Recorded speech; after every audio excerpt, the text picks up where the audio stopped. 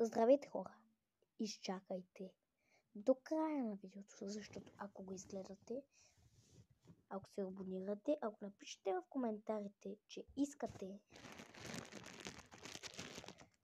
няколко от тези 50 фиксита на Майнкрафт в коментарите, ако изгледате видеото и се абонирате, ще ги получите. Само ми пишете в коментарите от кой град сте и как се казвате.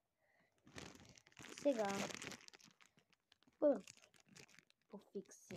Аз няма да ги отворя всичките. И да. Първото фикси ще отворим.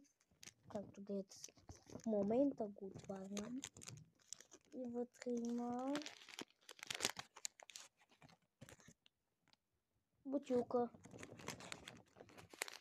Горе-долу, добре. Сега второто.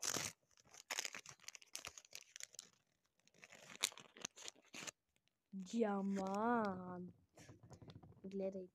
И разбира се, тази стикер от Калфанца, там наградите, шишетата, купчите, такива. Бонжурите и фикситата. Не съм съзнал за какво. Знаете ли за какво се използва фиксита? Дали? Третото. Висичка, браво. Сега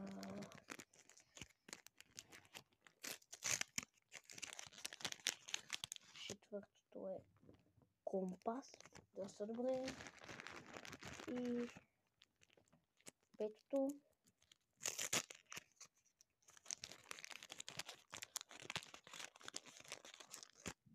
още един компас. Сега ще отворим последно шесто. Ако е сърти. Просто. Или пак може би. Не знам. Не е такова.